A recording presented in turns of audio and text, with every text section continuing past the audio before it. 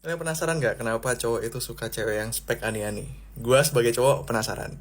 Dan pada suatu hari penasaran gua menuntun gua untuk membaca buku ini.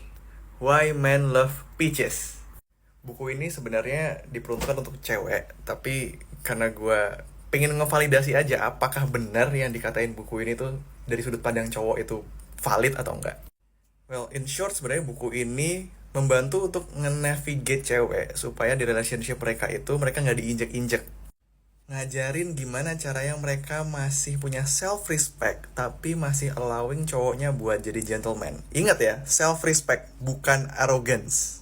Di sini gue cuma jelasin garis besarnya aja ya. Just correct me kalau misalnya gue ada yang salah. Jadi poin pertama, don't be a doormat girl. Doormat girl itu maksudnya tuh keset, cewek keset yang diinjek-injek. So you have to act like a prize, so the boys will appreciate it. Ini gue approve sih, ini gue valid nih. Yang kedua, laki-laki itu suka thrills. Jadi buat kami merasa tertantang dan jangan kekang kami dengan keposisifanmu. Karena somehow posesif itu menunjukkan neediness yang big turn off buat kami itu somehow. It's true sih. Apalagi baru seminggu deket terus tiba-tiba lu udah posesif. Nah itu tuh, jangan. Ya ada cowok yang pengen diposisifin seneng itu ada. Cuman kalau misalnya menurut gue agak hati-hati aja.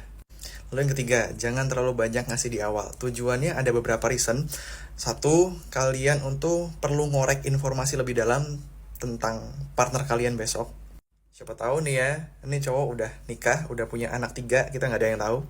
Terus di sini kalian juga memberikan kesan misterius, terus playing hard to get supaya cowoknya tuh penasaran. But still, di buku ini kalian bisa tetap kasih komplimen, kasih flirt biar dia itu tetap attracted sama kalian. Ya kasih elus-elus dikit, kasih puk-puk dikit gitu katanya. Tapi bener sih, emang somehow manipulatif, tapi cowok itu selalu jatuh kayak gini nih. Lalu poin keempat, di buku ini cewek itu di-encourage untuk bisa financially stable juga.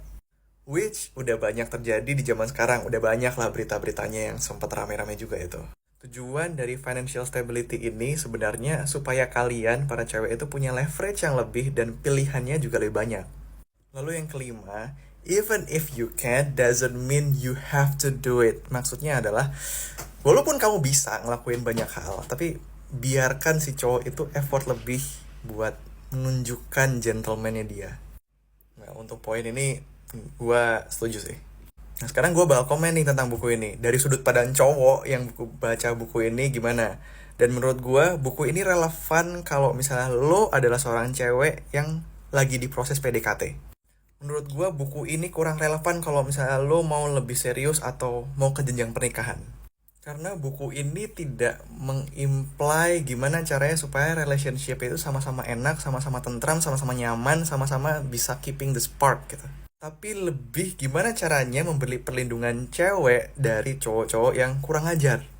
Karena gimana ya, di buku ini sih waktu gue baca mengabarkan kalau cowok itu kurang ajar semua, jahat semua gitu loh. Jadi nggak ada cowok baik di dunia ini. Itu salah. Tapi buku ini tetap bagus buat kalian para cewek yang merasa kalian itu terlalu baik.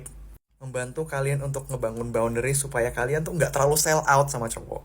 Dan ternyata buku ini tidak menjawab pertanyaan gua kenapa cowok itu suka cewek spek ani-ani. Tapi mengajarkan supaya gimana cewek supaya bisa punya leverage lebih. Ya, gua kena clickbait.